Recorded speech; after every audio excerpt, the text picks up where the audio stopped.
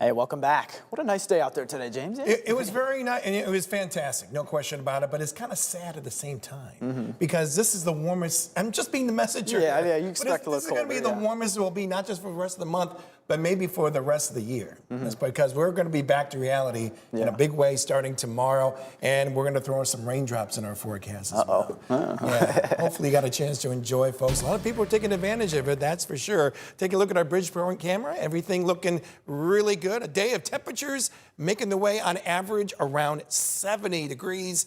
That's a good 20 degrees above the norm. And the sky is still looking nice and clear after seeing some early morning clouds. Of course, all part of that front that came on through earlier on in the day. And with that flow generally on the west-northwest, and combined with those generally clear skies that we're looking at, that will lead to a much cooler night overnight, and that seasonably cool air rolling into tomorrow as well. I'm noticing a few high clouds to our north and west, and we may encounter a few of those as we head later on tonight and maybe early tomorrow as well. After this weekend, things do get a bit more active. We've been keeping a track on this for a number of days. We got one weather system located around Southern California. Of course, they've been just deluged with all this rainfall. We'll get a little smidgen of that as we get into early next week. But then we have a watch on system number 2, and that will be arriving later into next week. I think that one may have a much better chance of producing some at least pretty decent rainfall for us until we actually dry out going that following weekend. Currently, we're at 62 degrees, northwest winds around 12 miles an hour. So, yeah, we're getting a little bit of a breeze. It's going to stay that way at times as we go through the night, but then ease up as we head overnight as well.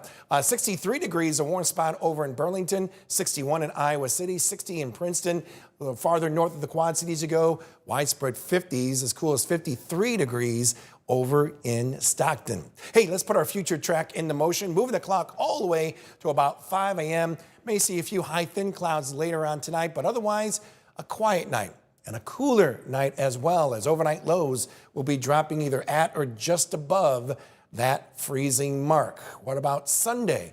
Right now, things are looking pretty quiet out there. Once again, I think we can't rule out a brief high-level cloud or two, but generally it's going to be not too bad. Winds will be much lighter come tomorrow, so daytime highs generally around those lower 50s, and that's about, seasonal for this time of year. So we end the weekend on a dry note, but we start bringing in several rounds of wet weather. Here's our future track. And Monday, it does show, once again, temperatures around the lower 50s, but I think we start seeing some scattered showers begin to roll in, especially Monday night and sometime after midnight going into Tuesday. Then after that, after maybe a brief early shower on the Illinois side, we're going to keep it mostly cloudy. We're going to cool off those numbers just a wee bit more with upper 40s. And then as you head into Wednesday, it looks pretty quiet. I'm going to keep it cloudy. Could be a little shower chance heading into the evening hours, but I think the much better chances will be rolling in as we head into Thursday and Friday, as you can see on our 8-day tracker.